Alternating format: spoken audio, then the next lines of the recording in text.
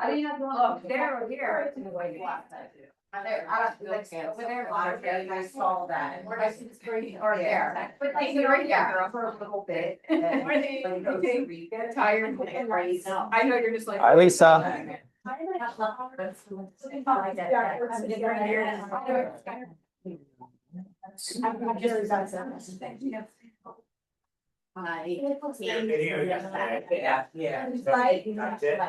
Never want to ever say. But That was like inspired by visual, right? So not really like. So the next time, I got it clear. I just be like, fresh row, like. And then my son was walking Get out this book. distracted. And I'm thinking, I need this page. And I put it from the meeting and I was like, I was like, really check my feet and then get my. Like, I'm so. How much that? I'm sorry. 20 minutes off. I know.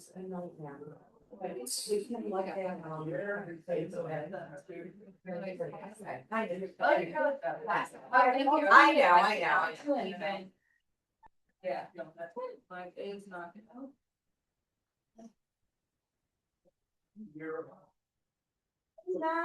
Alright, so my is doing shopping.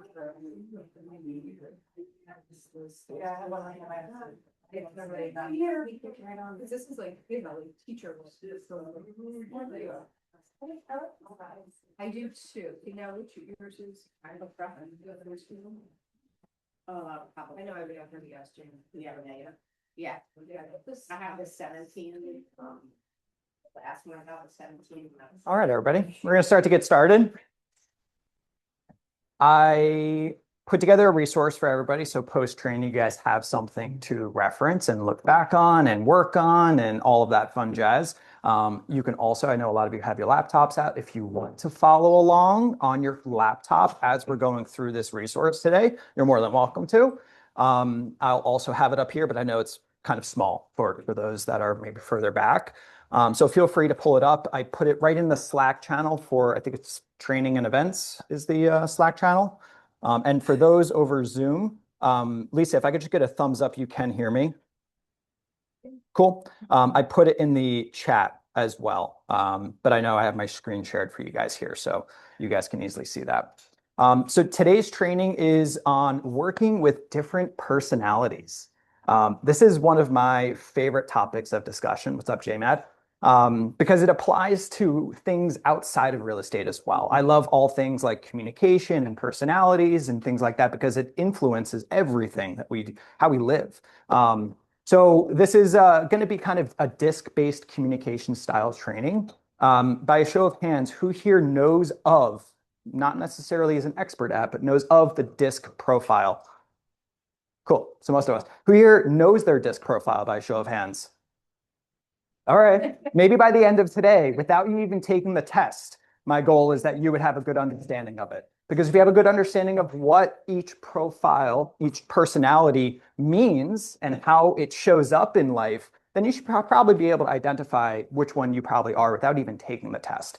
And the objective of this training is to get confident enough to where you can walk, or not even walk into a listing appointment, before the listing appointment, know the personality in which you're going to be sitting across from, and you can tailor your communication styles to work with that person, right?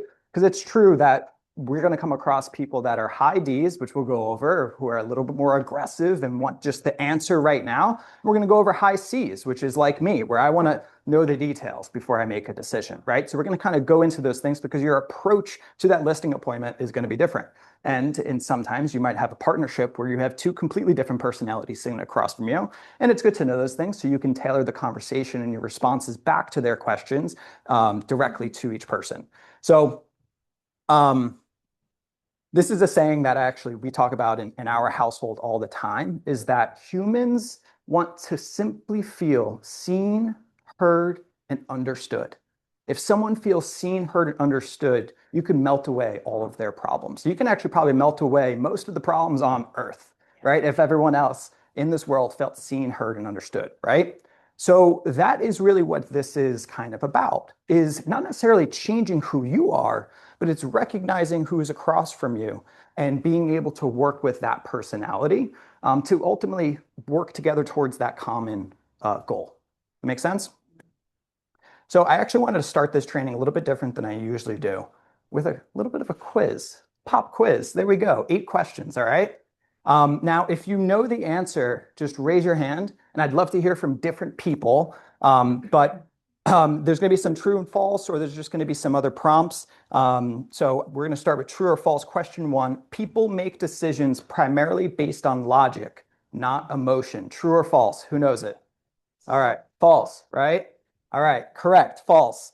Question 2, which matters more to a client when deciding to move forward? A, how much information you give, or B, how confident they feel in the decision? B, yep, love that. Question 3, if a client keeps saying, just tell me what you recommend, what are they really asking? Validation, okay. Guidance, leadership, right? Is like, yep, guidance, validation, leadership, clarity is another word. They're looking for clarity. All right, question 4, true or false? Treating every client the same is the most professional approach. Let me say it again.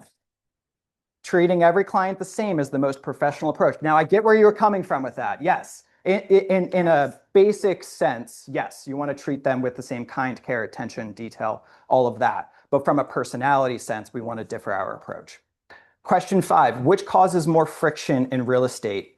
Different goals, A, or B, different communication styles? B. Gave you guys that one. Question 6, if a client asks for comps, timelines, and written follow-up, what do they usually value most?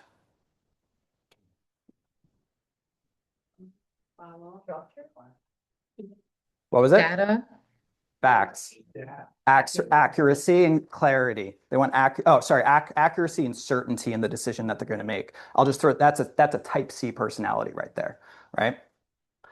Question 7, under stress, do people usually become more flexible or more rigid in how they communicate? More rigid, right? And how many of our clients are under stress during this real estate transaction? How many of us? Yeah, valid. Question 8, true or false? Your job is to convince people. False. Your job is to help guide their decisions. Cool. So again, kind of saying this, DISC gives us the framework to understand why people communicate the way they do and how to respond in a way that builds trust instead of resistance, okay? So I want to go through the DISC overview at like a high level, all right? And there's different parts to this that we'll go through. And DISC isn't about labeling, right, anyone. It's about understanding how they prioritize their decision making. And there's no right or wrong DISC profile. And it's a spectrum as well, right? Like we are all of these personalities, and we also show up in different ways depending on our environment, depending if we're under stress or we're calm in the comfort of our home, whatever that may be, we may show up just slightly different in those scenarios. So, you know, environment does matter, but every personality is driven by typically one primary question. If we could kind of narrow this down for simplicity. D, they want to know what's the result. The quicker you can answer that question for a D-type personality, the better. And we're going to go deep into each of these. So I'm giving you just a high-level overview. I wants to know who's involved, right? And I, which we're going to go into, is an influencer. They're a people person, right? A lot of real estate agents are typically IDs, right? They want to know they're results-oriented, they're competitive, and they're typically people persons, right? S wants to know, why does it matter? Right? They are typically more stable. They question things before they start something to understand how it plays a part. And they're typically very supportive. So we'll go into that deeper. And then C wants to know all the details. They want to know how this is going to work. They want to know every step of the process. They want to know how you got to the price point in which you got to that you're telling them. And that's just a high-level overview of each, D-I-S-C. So diving deep into D, Ds are drivers. They are result-oriented, they care about speed, and they typically want to feel like they're in control. So how do they show up in real estate? They want fast answers. They dislike long explanations. So if you're sitting across from a D, right, and you're at a listing presentation and you're starting to go into this spiel about all the value that you provide and the Stevens real estate team provides, they don't give a shit. And they are glazing over and you're losing them, right? They want to know, what are we going to do and how are we going to get the results that I want? Start with the conclusion, which we're going to talk about. Pushes for recommendations. So they just want to know right now, what do you want to do? Tell me, what are we going to do in this scenario, right? How many of us have had clients that are just like, hey, just tell me, what are we going to do? What do you want to do? And or this is what I want to do. Let's just get it done, right? You know you're working with the D. You need to be short. You need to be quick. You need to be confident in portraying what it is that you recommend. Because if you're not, they will sniff that out and then they won't feel that confidence in you. Make sense? And they can come across as demanding. So how can you identify them quickly? Short emails or texts. So if someone's just responding, okay, cool, done, got it, things like that, you're typically dealing with a high D. So that's something that you can just start to see. Or emails are just like one line, one word, just they're quick. They're just getting things done, right? They're typically very direct. They tend to also interrupt.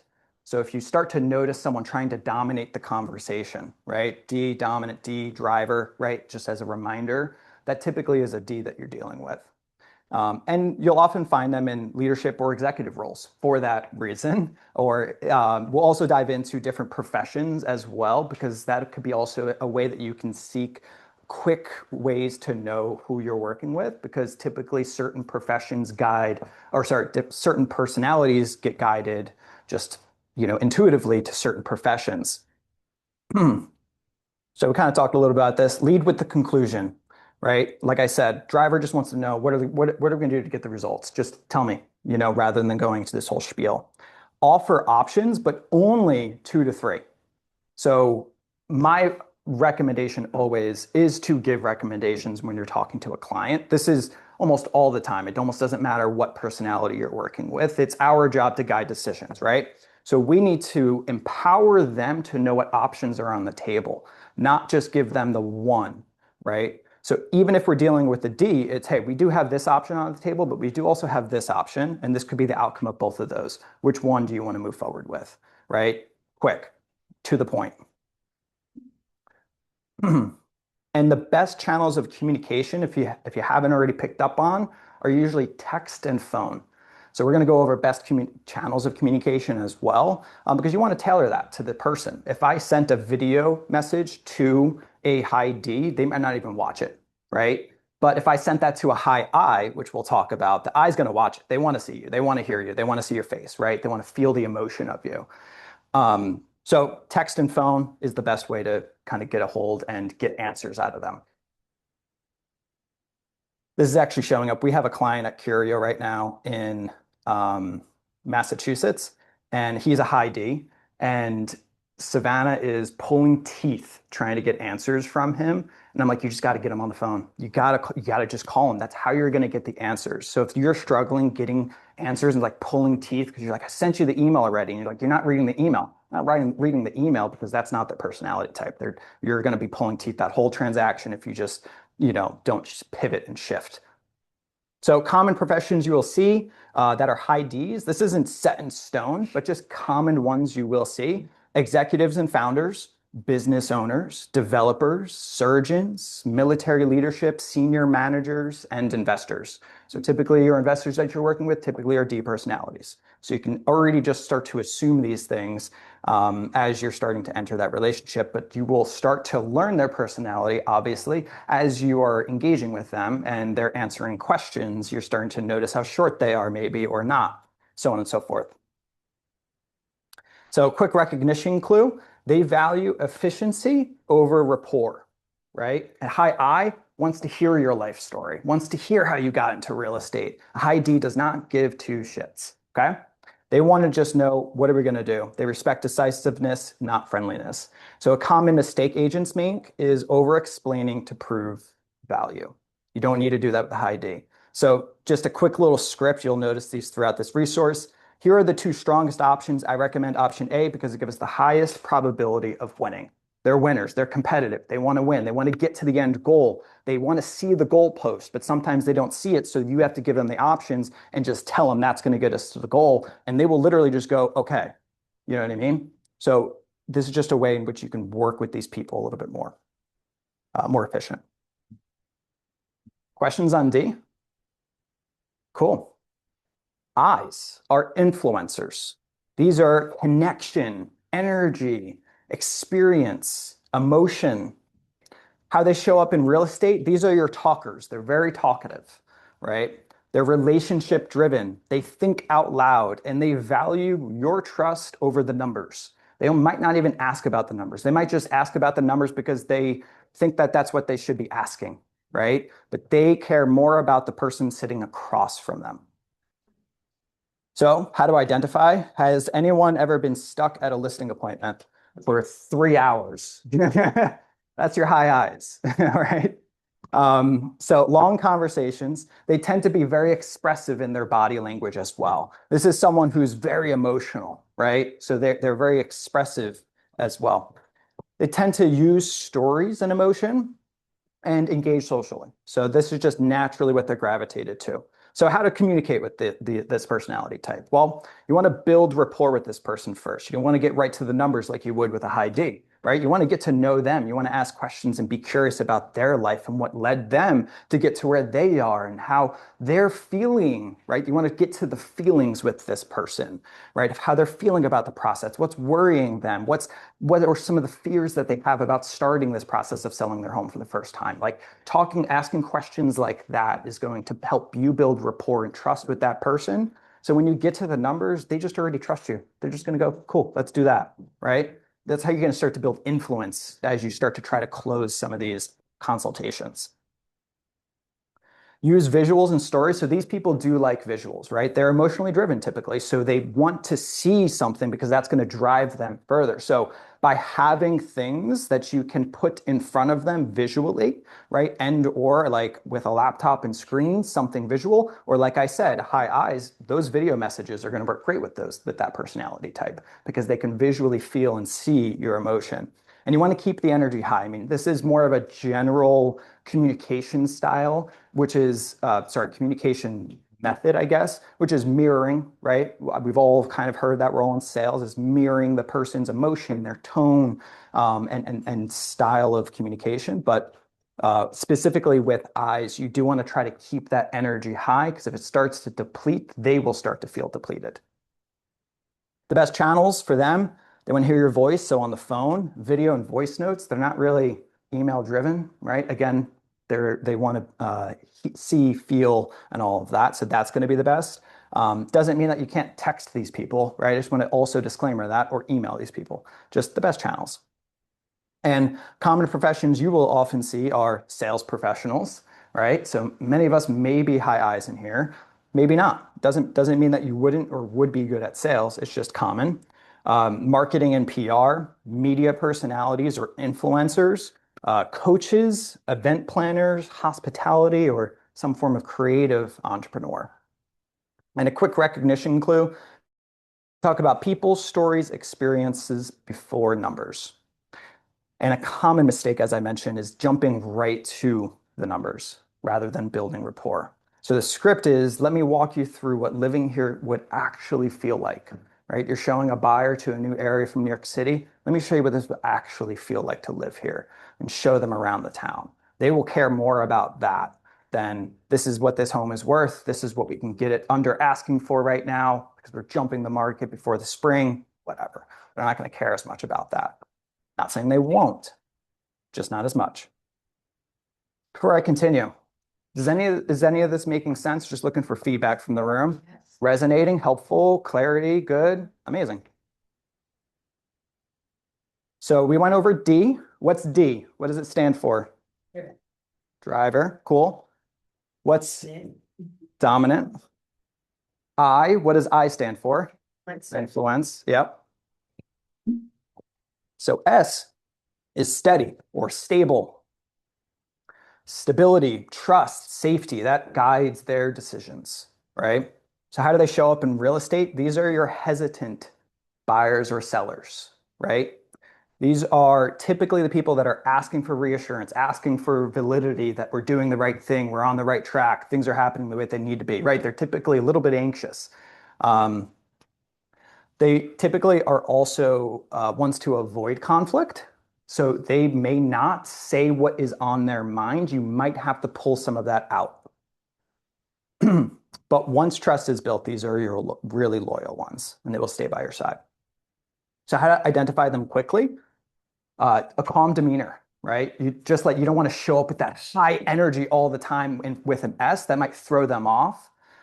And slower responses. You'll notice these people. Like I'm an SC, right? So like I'm pretty calm, pretty chill. I'm not like high energy. I'm also not like trying to dominate the conversation in a room, right? And so like I also tend to speak a little bit more slowly than I do fast. They are polite, but also reserved, right?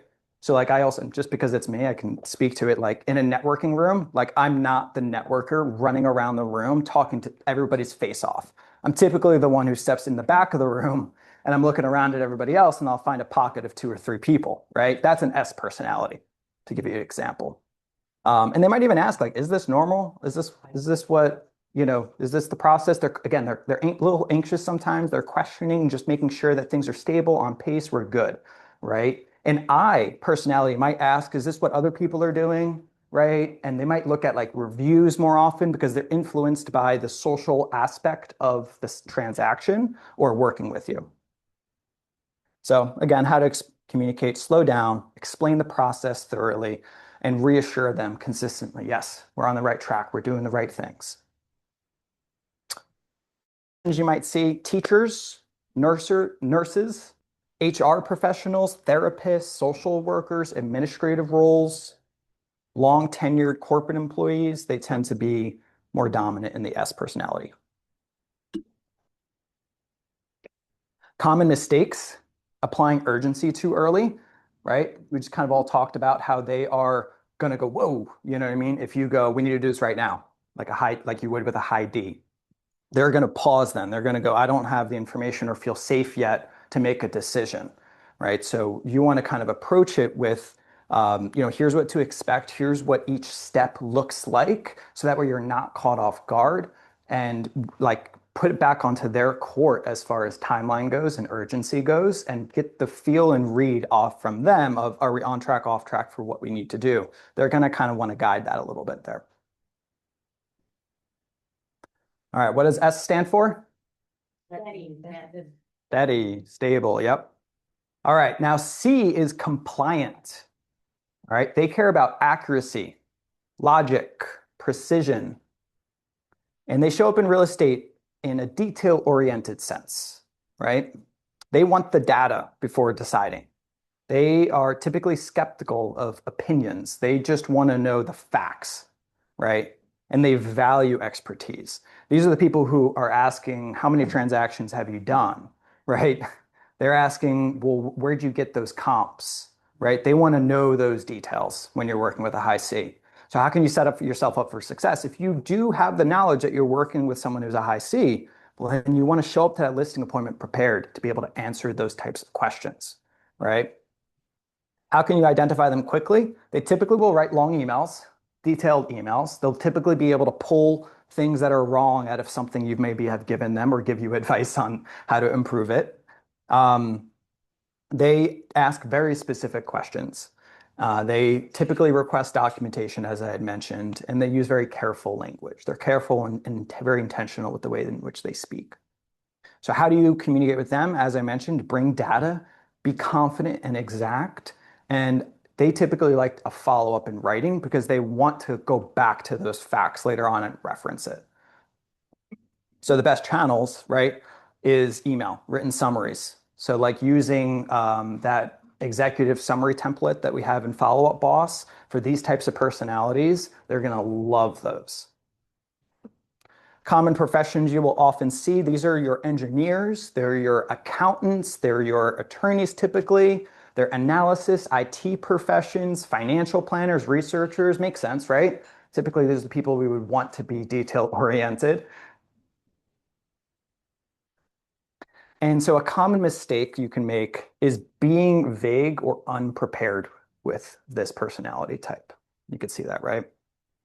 So simply saying like, here's the data behind the recommendation and how it supports our strategy is like an opening line at a listing appointment or a buyer consultation where you will get their buy-in and go, oh, they're speaking my language.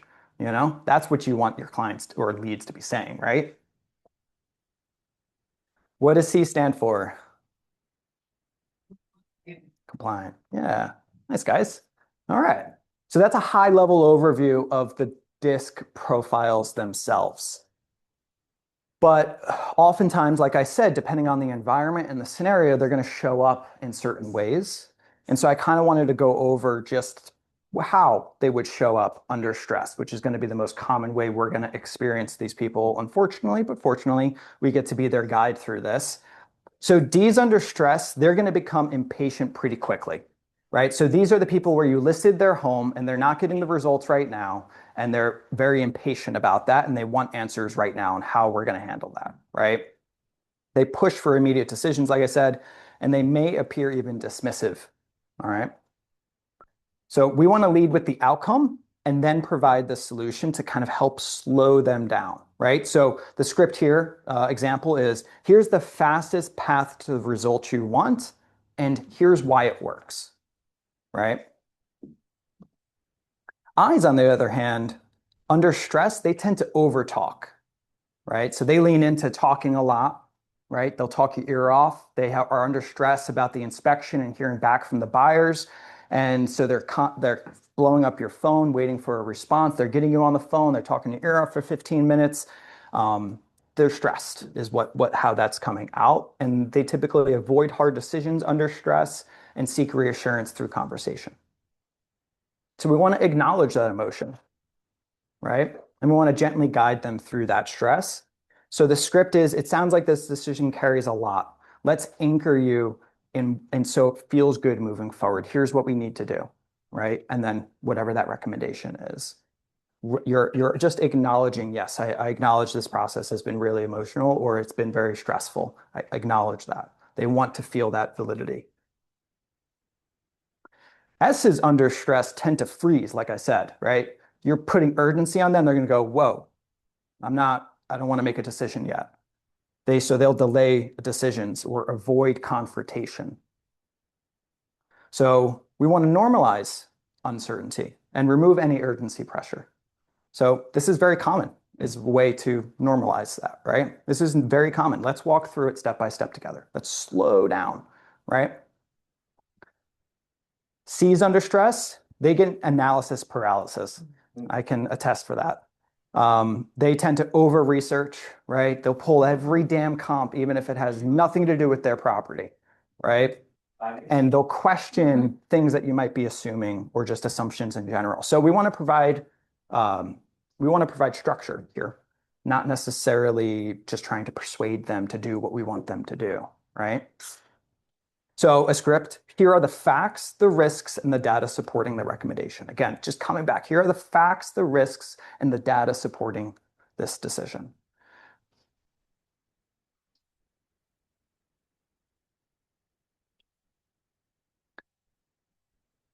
So as I was putting this together, I also was thinking of like, all right, what are some other ways that we can connect DISC profiles to scenarios that we come across as well, or objections? We come across objections all the time. We talk about trying to handle them. We don't always talk about how to handle them by personality type, right? So that's what this section of this is to kind of start to talk about different objections or scenarios in which we have maybe that one line that brings that reassurance or brings that confidence or connects them to us, right? Where they can go, that person's speaking my language, right? Which we want in those scenarios. So scenario one is we want to sleep on it, right? Or in some essence, right? They're kind of pausing a decision for a moment. They want some time, right? So actually, before I even, not to put you guys on the spot, but to put you guys on the spot, what would you guys say if someone went, we want to sleep on it? For any personality type, just throw some what's like the core thing that we ultimately. So you understand it's a big decision. You get back to me when you're ready, and if you have any questions, always email me. Well, what? Acknowledge. Yeah, I like how you acknowledged. Okay, what else? Information. Bingo. Yes, that's a great question to ask. So D's, what decision do you want clarity on before then, right? Is there something that you want to think over that would be like maybe a C? What information can I get you so you can look over it? And then let's, make a decision. So D's, what decision do you want clarity on before tomorrow? They want that urgency. They want to make a decision. I's, what part of this feels exciting and feels uncertain? So we want to sleep on it. Cool. What part of this feel like, where's the fear coming from here? What feels exciting or fearful about this process? Just getting them back into the conversation is what you're doing, right? And then they're going to tell you what's feeling exciting, what's on their mind, things like that, you see? S is what would help you feel more comfortable moving forward, right? Because again, those are the people that are like, whoa, slow down. All right, well, what would make you feel more comfortable moving forward? So just pausing there is what you're actually doing. And then C is what additional information would you like or would you need to make the decision easier, right? And this is also really helpful too if people are like wanting to sleep on it or sit on it, of interviewing multiple agents even, you know what I mean? Not just wanting to just list with you in a competitive situation. Sometimes that's a helpful question to ask. Love that. What about we're nervous about the market? What would you guys say? We're nervous about the market. This probably maybe buyers, maybe sellers. I would probably say sellers right now, right? Sellers are a little nervous about wanting to list. Is now the right time? Are there still enough buyers out there? Answer is yes, but right? So we're nervous about the market. Well, I'll give you guys the answer. D's want to focus on the opportunity cost and the outcome. So again, I'm thinking of like an investor here, right? So we're nervous about the market. Well, what they should probably be refocusing on is the amount of cost they're going to spend by holding that investment over the course of the next 6 months to then wait to list in spring, right? So now they're thinking about, oh shit, that's a lot of money, So they want to know kind of the cost and then what they could get out of that outcome. So that's how you can kind of start to direct the conversation based off of that.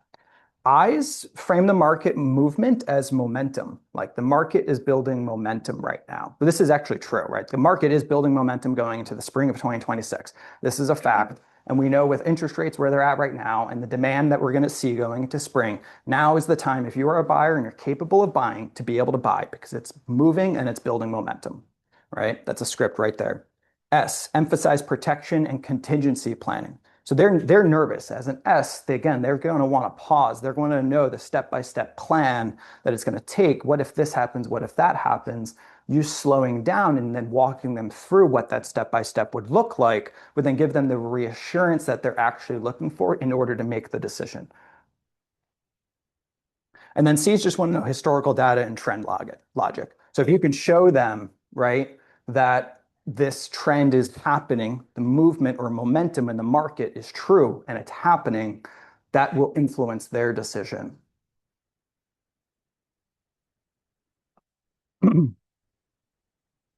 Scenario number 3, another agent said something different. It's a nice one. That's a good one. Okay, what are the ones we got? Another agent said something different, or another agent charges less. Buy cheap wine, but how do you feel the next day? Oh, that's a good one. Have you used that one before? You should. You should. That's a good one.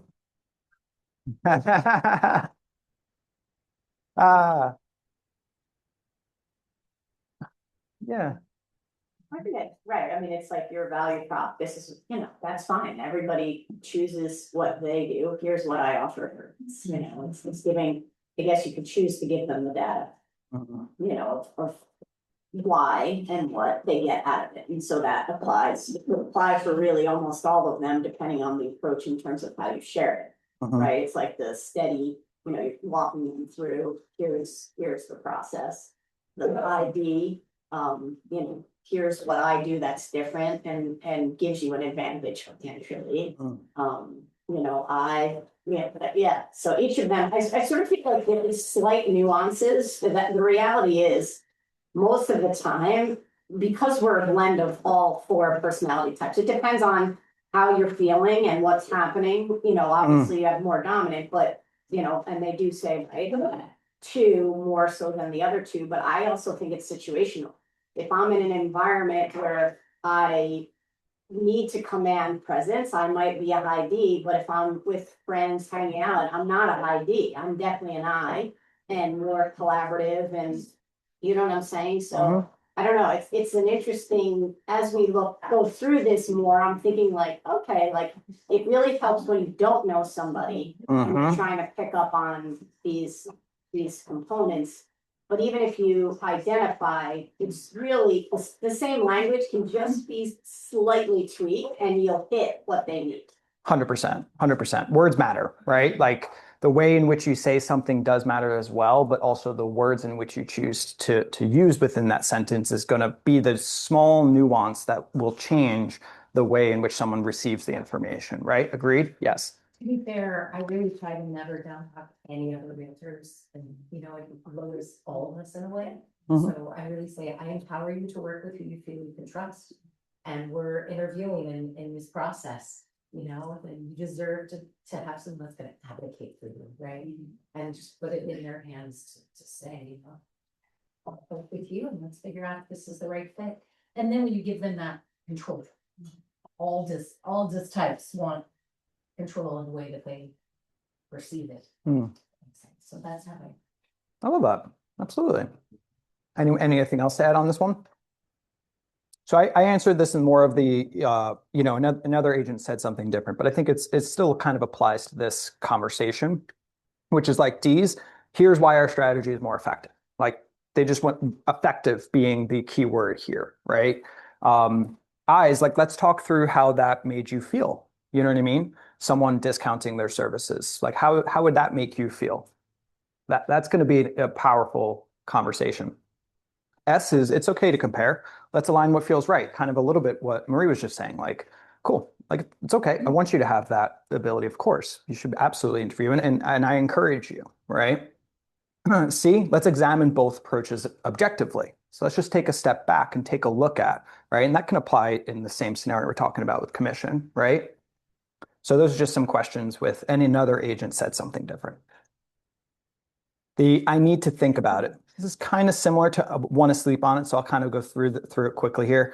What information would help you decide today? What's your biggest hesitation emotionally? What part feels uncertain right now? What data are you missing? Right? So similar to the one that I had mentioned. All right. So I put together I shared this resource with you all so you guys have access to it. You'll see a little in part 5, page 11, there's a channel preference cheat sheet, which just kind of has a summary of what we just talked about, which could be the background on your phone. It could be just a photo that you saved in your favorites. It could be something in your notes, whatever, but it's just a quick little cheat sheet that you can use. Talking about what's D, what matters most, what channel preference, right? I also put together a DISC communication assistant, which is an AI prompt that you can copy and paste into ChatGPT. And then that ChatGPT will become your communication assistant, right? It understands the DISC profile better than I and anyone else on planet Earth, right? And it essentially will ask you a prompt of saying who you're working with, and I'll ask you one by one a question. You'll just fill it some information, and then it knows exactly how to communicate with that person. And then you can either screenshot, download, upload the communication that you're having, or you need to respond. Could be an email, could be a pre-listing appointment email, for instance, or a text or a call script, right? And it will tailor it to that person based on their DISC profile and just your approach. So feel free, you can scan it. There's also you guys have access to this, so you can click right on the link too. It will open it up. You can copy and paste that prompt right into your chat. I use chat all the time to answer people.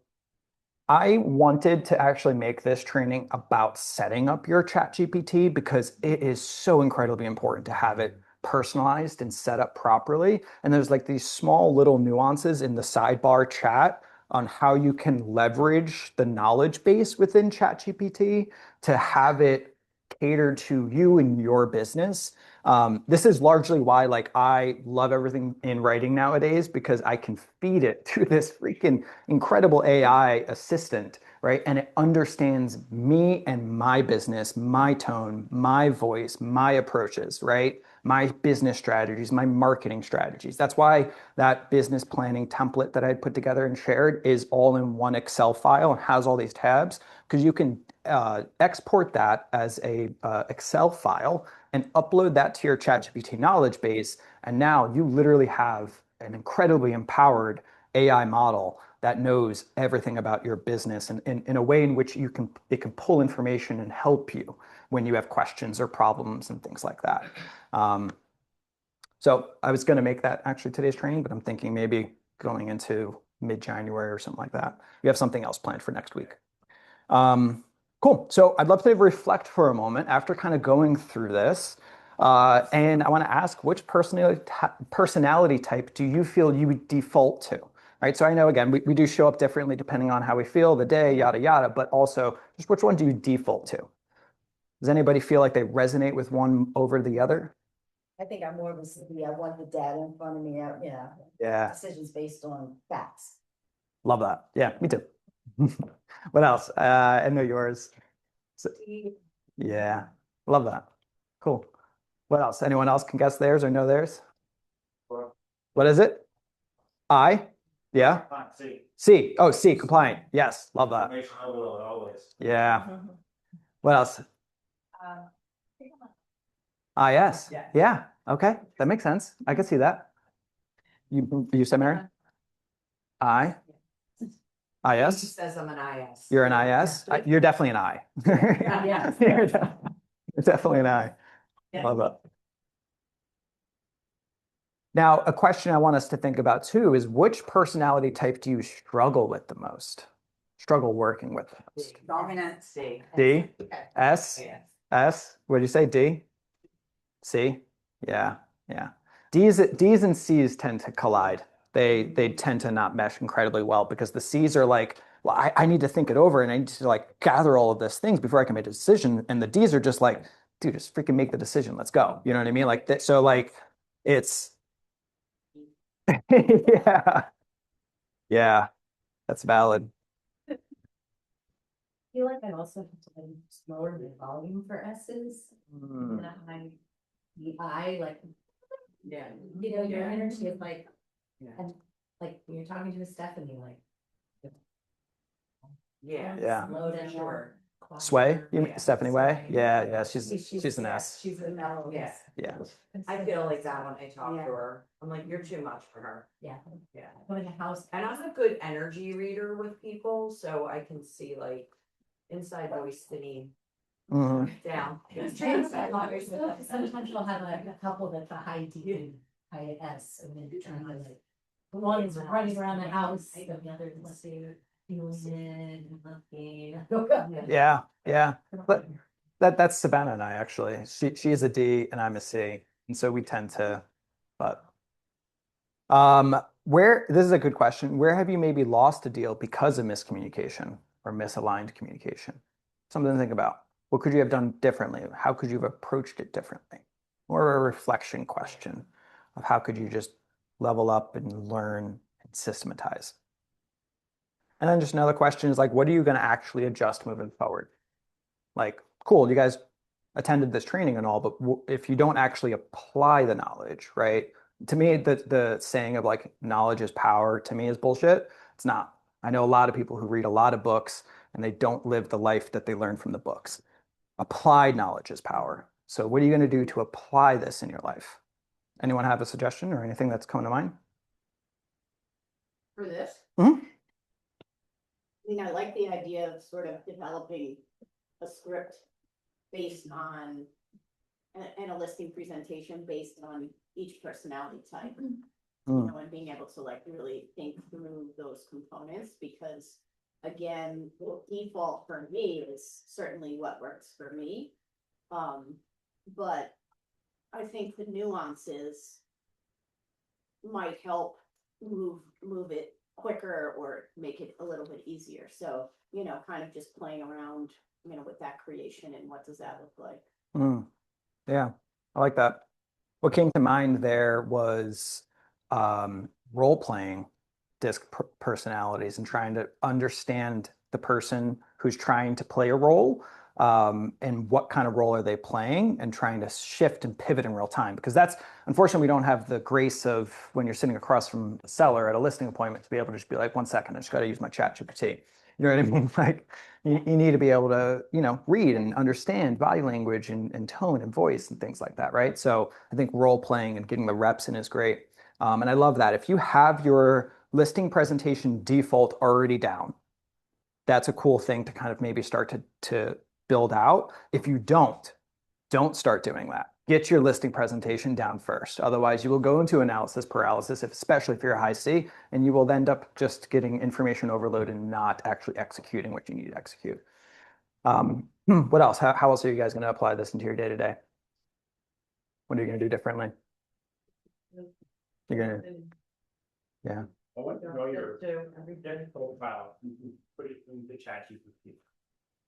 And ask it to do like a self-awareness cheat sheet for you. Yeah. And it'll give you like information on things to be aware of when you're, as a ICB myself, if I'm communicating with an I or an S or, a D, something like that. And it'll just help kind of identify how to potentially change your interaction, because just because a C and a D don't typically mesh well together doesn't mean you can't, like Amy was saying, we're a blend of all four. We're just stronger and more intuitive than we are in the other two.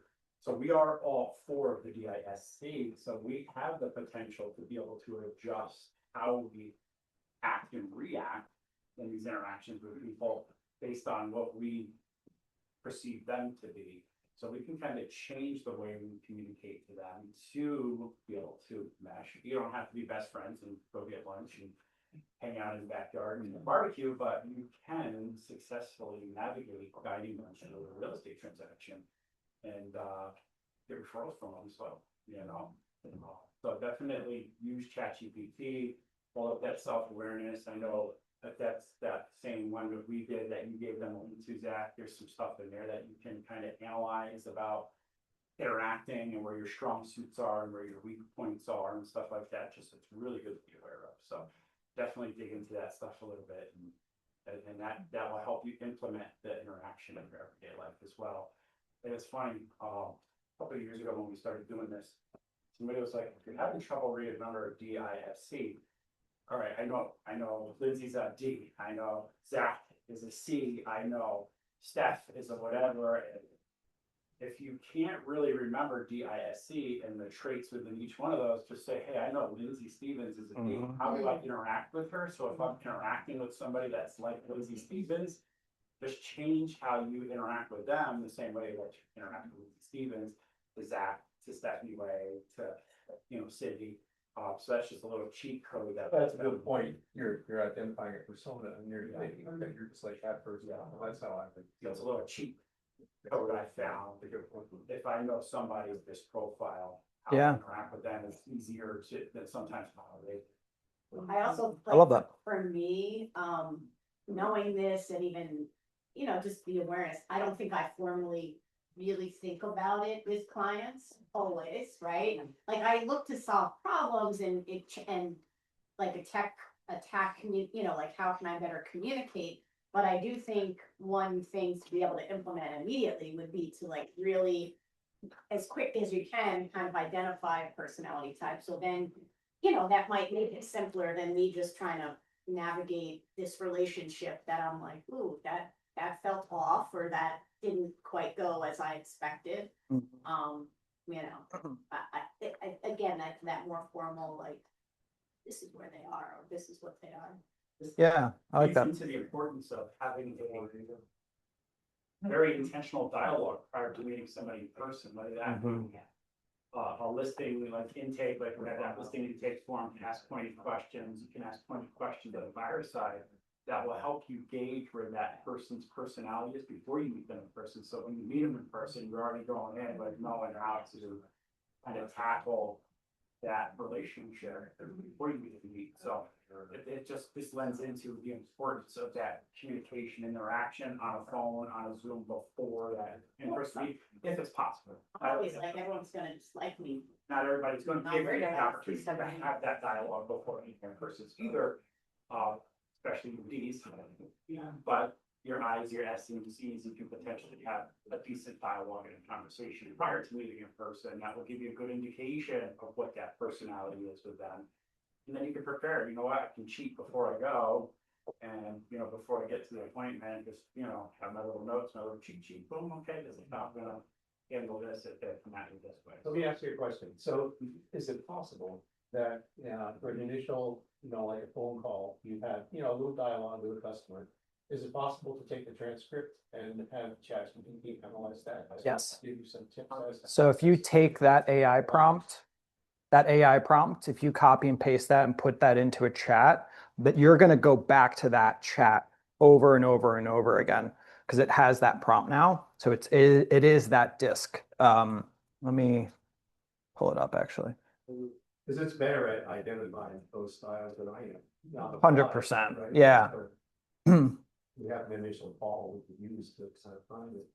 Exactly. So yeah, so FUB has the transcript, copy, paste it, put it in there. And if you use this prompt, it will ask you questions for further context and clarity. So it advises you properly, doesn't just spit out an answer. So it would be pretty damn accurate, depending on the information it's obviously receiving. But I think that's a great idea. And I love JMAD's idea of persona and identifying the people that are closest to you, and maybe just even asking yourself, like, what's my spouse? What's my son or a daughter or cousin or mom or dad or whoever, right? Like, what disc profile are they and how do they show up? I'm curious, does anyone know what disc profile Max is?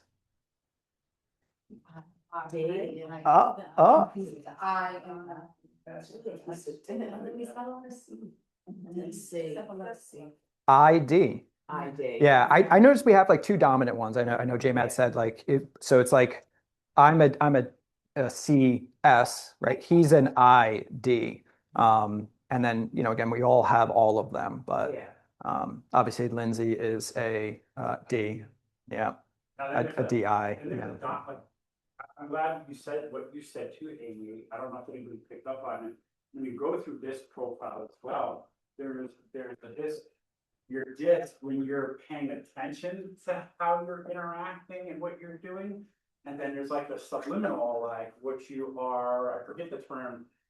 It's the converse of like when you're paying attention rather than being a natural, what your natural alert disc is. versus. Yeah. Versus what you're paying attention to. So, I'm a D when I'm like, but my natural, I'm C. Yeah. I'm a high C. Like, Yeah. I want data, I want facts, and everybody knows me. What is my specialty? Like data, facts, information. I'm getting better at over analysis, but Love it. fashion decisions. I'm needing a little bit more for that stuff. But it's when I'm paying attention, I'm a D. I'm a D. Yeah, I've had that in the past where I did this recently on the DI. In fact, I did it in the past in a different context, 5, 6 years ago, and it was not a DI. That's a good point, Frank, because Yes. as you grow and you change, your personality style can absolutely change as well. My personality, when I first came on this team, on my first disc assessment, is completely the opposite of what mine is now, 4 years, almost 5 years later, so. Yeah. Well, that's why lots of people don't, a lot of people don't buy into personality developments at all. But the idea of more self-aware you are, the easier it is to just simply interact with. Yeah. If you lack self-awareness, it becomes more important to really And you know. Right. get the friction when you have self-aware. We had a free disc assessment. I don't know where. it was. It's also in the XP world. I feel like I haven't seen one When I first onboarded. Crystal, so Yeah. Crystal is one that we use. Almost 95% of them aren't going to give you like the full results, but they'll give you like your chart. So Crystal gives you your chart, which will show you a spectrum of, where you're at based off each. And I think there's one other, but you can Google it. YSTL knows, KNOWS. Yeah. It's a free disc personality. And it gives you a bunch of other aspects of personality, interaction, strengths, weaknesses, things Yeah. thereof. Let me see if How's she know? during onboarding, it's part of the process. Yeah. Back and everybody's in there, so. Yeah. Nice. What are you? ID? Yeah, there you go. Makes sense. She said, so I'm an I, so I love when, personality comes back and me when I'm texting people and I'm like all excited about something like, okay. Yeah. You Yep. gotta take offense and you're like, did I offend you? Yeah. But no, so you kind of, people that overthink like I do, I'm like, you can't take it personal because it is a personality trait. Yes. So things like that in business too. It's like if someone's like, hey, oh my God, your inspection just came in, call me, I can't wait to talk to you. And they're like, great. You're like, bummer. Really, that's who they are. Literally. It's a reminder too, of like I was like, I'm quick. I'm like, I get there. I forget good morning sometimes. So people are like, good morning. I'm like, oh, I'm so sorry, good morning. Like, I didn't mean to cut to the chase, but like, Yeah. to be fair, somebody needs to, I'm a D right now. Yeah. Right. Good to cheese. All right, guys. So to close out, what does everybody want? ... To feel seen, heard, and understood. Yes. What does everybody want? And that should drive your curiosity to get to know the person in front of you, not just sell them, right? Because people want to buy and sell with friends and people that they trust, right? Not be sold and influenced and positioned to be a number on your scoreboard, right? So as you're going through 2026, lead with curiosity is my last takeaway. Cool. Thanks, guys. Oh, How much, with putting these in, using the SRE ChatGPT versus House Whisperer, like, any thoughts on which, where we do that? I'm going to be honest, I haven't played with House Whisperer all that much yet. So I don't know enough to really speak to it. You would paste it into the SRE GPT? Yeah, not that necessarily the SRE GPT. The SRE GPT that Max put together is kind of, to my understanding, is catered to more of our policy guidelines, things like that. So essentially you're creating, right? Like I would take this, I'll even show you guys real quick. I would scroll all the way down. I would copy everything below the line. Go to your ChatGPT, which if you have a Mac, I recommend downloading the ChatGPT app on your Mac. It's very helpful. And then you'll create a new chat, right? So you can create a new chat either in a folder. Does everybody use folders for ChatGPT? This is important. Yes. You need to use folders. Need to. It will contain all the information pertaining that, like previous chats that's within that folder. It has the ability to retain the information and chats and things that it's learned about you and the questions you've asked and all of that within that organized folder, right? So like I have one obviously for like the Stevens team. So everything about Stevens team is in there. I haven't built this out just yet, but for instance, you can add files. So like I'm going to be adding our policies and guidelines. I'm going to be adding our team agreements. I'm going to add our Zillow agreements. I'm going to add everything that I can that's Stevens team related into here, right? And now that chat is empowered by the data in which I just gave it, and it will reference that data. If it doesn't have the data to reference, it references the world. And the world has a lot of shit data. So you want to organize the data that's pertaining to you and the use case of that folder, right? So it might just be your real estate folder. Or for you, if you're just using your ChatGPT for just the one business, then you might have one for like communications, you know what I mean? And you might have a chat specific for email and you might go deep into it, or you might keep it broad, up to you. But that's one of the things I was going to show you guys in more of a ChatGPT meeting. But essentially, you would just create a new chat and you would just paste that whole prompt, right? And then you would paste it.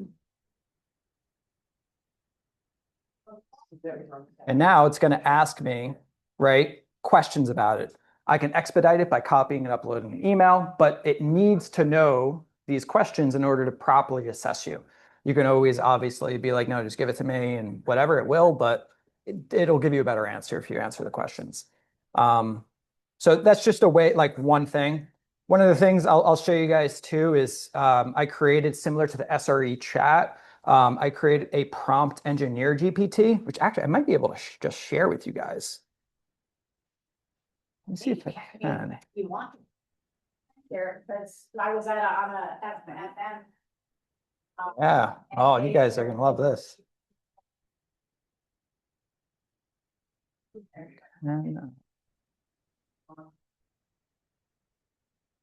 Oh, it's not letting me. Oh, it was in his ring and we could click on it. Yeah, I might have to do it afterwards. I will. I'll share it with you guys. But this prompt engineer, prompting is everything when it comes to AI, specific LLMs, large language models like ChatGPT. And so there's a cadence and a science to the prompt that you end up giving the chat at the start of a chat. And so basically I catered this prompt engineer to be a prompt engineer, and it will ask you specific clarifying questions about context, what does success look like in some ways? Do you have any context to give them as far as like samples of work that you want it to reference and or be inspired by, links or YouTube videos, things like that? Like it will then put out, you see it, all those AI prompts I'm giving you guys, it will give you a prompt like that. And then you just copy that and you put it into a new chat. And then that chat becomes like this super powerful mega assistant that's very niche specific to what you need it to be. So we'll do that in a separate training. I don't want to get too lost in that. Yes. So I have the free. Mm. Maybe ask me too many questions. Yeah. So what do you suggest? I know there's personal, there's business, plus pro, like, is anybody else paying? Business, you don't need pro, just business. Plus. Or is it business plus? I did plus, I don't remember, you know. Honestly, I don't even know what I got. I think I'm paying like $25 a month or something like that. Yes. 20? The personal plus. Yeah, whatever the 20 is. Oh, business is 25, plus is 20, I paid 20. Yeah. But Yeah, 25 is business. they have one for like $200. You don't need that one. Now, if you don't want to spend it, because of the subscription Stevens Real Estate has for our Google emails, you do get Gemini Pro included in your You do. email, You do get Gemini. and you can use Gemini Pro. So depending on what you'd like to use, you just don't get like all the GPT type stuff that Cat has. That's the difference. Yeah. I kind of use both. I go back and forth, but I mean, there's so many, like, I mean, we had that conversation, because I was like, I went to Perplexity and I was like, oh my God, what a different output. Yes, they all will give different outputs. They're pulling from different information. So like Gemini predominantly pulls from like Google because it's a Google platform. Grok will pull more from Twitter actually because it's a Twitter platform. And then I actually learned ChatGPT pulls more from Reddit. So yeah. So it's going to pull and have more dominant references to the source. Which is, again, this is a whole separate training in and of itself. But if we're putting ourselves in the shoes of a consumer, right, and understanding what is the consumer using and seeing the trend line of where AI is going in our industry and how conversation-based searching is going to be a very real thing in 2026 going into 2027 and becoming more and more common, understanding where the platforms are pulling information is important because we want to be referenced on those platforms it's predominantly pulling from, because then it will find our information easier, and that's what's then going to be served in the conversation in the chat. Does that make sense? So I'll put a training together for that. We'll set up our chats, right? We'll have things personalized, and then we'll talk about how consumer behavior and things like that, and how we can leverage it. Sound good? Thanks, guys. Thank you. Thank you.